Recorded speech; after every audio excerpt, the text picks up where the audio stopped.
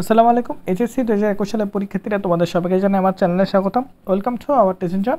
আমি ইতিমধ্যে তোমাদের ঢাকা বোর্ডের সমাধানটা আপলোড করেছি। এটা হচ্ছে তোমাদের দিনাজপুর বোর্ডের সমাধান। দিনাজপুর বোর্ডের কোয়েশ্চেনটা আমাকে একজন ফেসবুকে দিয়েছে। এটা হচ্ছে দিনাজপুর বোর্ডের সমাধানের সেট নাম্বার হচ্ছে ঘ। আর বাকিরা যারা অন্য সেটের আছো তোমরা চাইলে আমার আনসারগুলোর সাথে মিলিয়ে নিতে পারো। আর তোমরা পরবর্তীতে কোন বোর্ডের সমাধান চাও কমেন্ট করতে পারো। তোমাদের কমেন্টের উপর ভিত্তি করে আমি পরবর্তী সমাধানটা আপলোড করার চেষ্টা করব। আর দ্বিতীয়ত একটা কথা মাথায় রাখবে, তোমাদের বুট কোশ্চেনগুলো আমার একার পক্ষে কিন্তু কালেকশন করা সম্ভব হয় না, যার কারণে আমি তোমাদেরকে বলি যে তোমাদের বুট কোশ্চেনের ছবিটা আমাকে ফেসবুকে মেসেজ করে দেওয়ার জন্য। তারপর আমি মোটামুটি তোমাদের কোশ্চেনটা সলভ করে তোমাদের কাছে ভিডিও আকারে পৌঁছে দেওয়ার চেষ্টা করব। আর একটা জিনিস মাথায় রাখবা, তোমরা কিন্তু ছবি দাও ভালো, খুব ভালো, তোমাদেরকে ধন্যবাদ, কিন্তু ছবিগুলো ক্লিয়ার থাকে না, যার কারণে প্রশ্নগুলো পড়া যায় না এবং আনসারগুলো ফাইন্ড আউট করতে কষ্ট হয়। তাই ছবি দেওয়ার সময় মাথায় রাখবা ছবিগুলো যেন ক্লিয়ার থাকে। যাই হোক, আমরা কোশ্চেনে চলে যাই। আমাদের সেট নাম্বার হচ্ছে ঘ। আর তোমাদের একটি কথা বলি, সেটা হচ্ছে তোমার যদি এখানে আমার আনসারগুলো দেখার পর কোনো কনফিউশন থাকে অথবা যদি মনে হয়ে থাকে এই আনসারটি সঠিক নাই, এই আনসারটি সঠিক উত্তর তোমার জানা আছে, যেটা তুমি 100% শিওর, তারা অবশ্যই কমেন্ট করে বলবা যে এই আনসারটি সঠিক নয়, এটার আনসার আরেকটা হবে। তাহলে কিন্তু সবারই উপকৃত হয়। আর তাছাড়া তুমি যদি কনফিউশনে থাকা তাও বলে দিও, আমি পরবর্তীতে কমেন্টগুলো চেক করব এবং তোমাদের পরবর্তীতে কমেন্টগুলো চেক করে আমি সঠিক আনসারটা আর একটু ডিপলি চিন্তা করে তোমাদেরকে আনসারটা দিয়ে দিব। তাহলে এটা সেট নাম্বার হচ্ছে ঘ। বাকি সেটটা তোমরা মোটামুটি আমার কথাগুলো শুনেও মিলিয়ে নিতে পারো। প্রথম যে কোশ্চেনটা, যেটা হচ্ছে যে ভাজক টিস্যুগুলা কোষগুলো একতলে বিভাজিত হয় তাকে কি বলে? তাকে বলা হয় রিব। তারপর দেখো, ক্রেবস চক্রের প্রথম উৎপাদিত পদার্থ হলো অক্সালিক অ্যাসিড। উদ্ভিদের মূলের অন্তর্গত বৈশিষ্ট্য হলো এখানে 1 এবং 3, যেটা হচ্ছে পরিবহন কলাগুচ্ছ অরীয় এবং জাইলেম ও উভয় পার্শ্বে ফুলেম কলা বিদ্যমান। তারপর দেখো, হ্রাসমূলক বিভাজনে তৈরি কি হয়, সেটা হচ্ছে তোমার গ্যামেট তৈরি হয় এবং 3 নাম্বারটা হচ্ছে তোমার বৈচিত্র্য হয়। এরপর নিচের কোনটি আয়ন দ্রুত গতিতে শোষিত হয়, সেটা হচ্ছে পটাশিয়াম। তোমরা মনে হয় অনেকটা শিওর এটা পটাশিয়াম। তারপর একটা চিত্র দেখো, চিত্রতে বলা হচ্ছে, এটা হচ্ছে চিত্রের গঠনটির নাম কি, যেটার নাম হচ্ছে ডায়াসিক।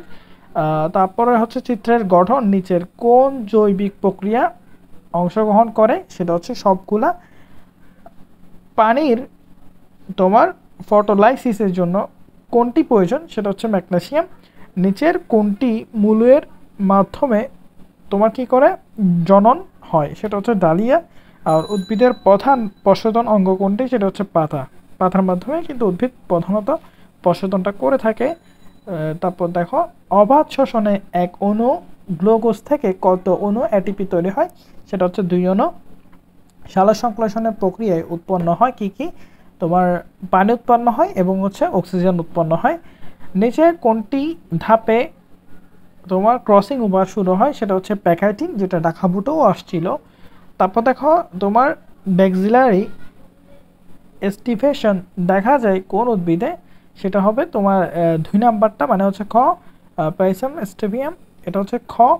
তারপর দেখো, মূলের ত্বকে কি বলে, যেটা হচ্ছে তোমার এপিব্লেমা, এটা হচ্ছে তোমার পাশে তোমার 15 খ। তারপর নিচের কোনটি পর্যায়ে ক্লোরোপ্লাস্ট তৈরি হয়, সেটা হচ্ছে তোমার সাইটোকাইনেসিস। নিচের কোনটি বেরি ফল, সেটা হচ্ছে কলা। আর নিউক্লিয়াস বিভাজনে কি বলে, যেটা হচ্ছে তোমার ক্যারিওকাইনেসিস। তারপর নির্মবীজী উদ্ভিদে জননাঙ্গনহী কোনটির ক্ষেত্রে, সেটা হচ্ছে তোমার 1 এবং 3, যেটা হচ্ছে গর্ভদণ্ড এবং গর্ভাশয়। তারপর এই কোশ্চেনটা এটা হবে যে তোমার বক্রমুখী, এটা 4 নাম্বারটা হবে। এটা একটু তোমরা তাকিয়ে নিও, আমি বলি না, এটা হচ্ছে 4 নাম্বার। অর্থাৎ শরীর সাথে নিম্নলিখিত কোন প্রক্রিয়ায় ডিম্বকটি দেখা যায়, সেটা হচ্ছে বক্রমুখী। তারপর হচ্ছে সাইকাস উদ্ভিদের শুক্রাণু কেমন, সেটা হচ্ছে বহু ফ্লাজলা যুক্ত। পৃথিবীতে প্রাধান্য বৈচিত্র্য বিস্তারকারী উদ্ভিদ এবং এদের শস্য ট্রিপ্লয়েড। উদ্দীপকে কোন উদ্ভিদের কথা বলা হয়েছে, সেটা হচ্ছে আবৃতবীজী। তারপর উদ্দীপকের বৈশিষ্ট্য কী কী, যেটা হচ্ছে 1 এবং 3, যেটা হচ্ছে দিনিশেক হয় এবং তোমার ফ্লোয়েম টিস্যু সঙ্গী কোষ আছে। আমরা আরেকটা উদ্দীপক পড়বো, যেখানে বলা হচ্ছে কোষ বিভাজন প্রক্রিয়ায় জীব জগতে বৈচিত্র্য সৃষ্টি হয়, জনন মাতৃকোষ এই বিভাজন প্রক্রিয়ার অংশগ্রহণ করে।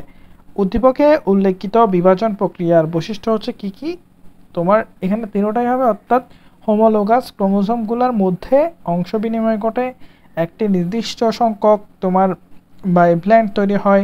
তারপর প্রত্যেকটি ক্রোমোসোম অনুদ্ধ তোমার 2টি করে ক্রোমোজোমে তোমার বিভক্ত হয়, ক্রোমাটিডে বিভক্ত হয়। তারপর হচ্ছে উদ্দীপকের নিম্নের কোন বিষয়টিকে বোঝানো হয়েছে, সেটা হচ্ছে বিবর্তন। এই ছিল তোমাদের সমাধান। তোমাদের কনফিউশন থাকলে বলবা, এছাড়া তোমাদের যদি মনে হয়ে থাকে আনসার সঠিক হয়নি তাও কমেন্টে বলবা। আর পরবর্তীতে তোমরা কোন বোর্ডের সমাধান চাও সেটা কমেন্ট করতে পারো। যেমন আমি ঢাকা বোর্ডে যখন সমাধান দিয়েছি অনেকেই কিন্তু দিনাজপুরের জন্য কমেন্ট করেছো, তাই দিনাজপুরটা আগে আপলোড করার চেষ্টা করেছি। পরবর্তীতে তুমি কোন বোর্ডের সমাধান চাও তুমি কমেন্ট করে বলতে পারো এবং আমাকে ফেসবুকে মেসেজ করে আনসারটা তোমাদের বোর্ড কোশ্চেনের ছবিটা দিতে পারো। আর আমি সাধারণত তোমাদের বোর্ড সামনে অ্যাডমিশন টেস্ট আসবে, তোমাদের অ্যাডমিশন টেস্টের জন্য যে গুরুত্বপূর্ণ নিউজগুলো তোমাদের জানা উচিত এবং জানা দরকার, এবং তাছাড়া তোমাদের প্রিপারেশন কীভাবে নিতে হবে এগুলার ভিডিও আমি আপলোড করার চেষ্টা করবো। তাই তোমরা চ্যানেলটাকে সাবস্ক্রাইব করে রাখো, আউট টিচিং ফেসবুক পেজেও লাইক দিয়ে রেখো। ধন্যবাদ সবাইকে, আসসালামু আলাইকুম।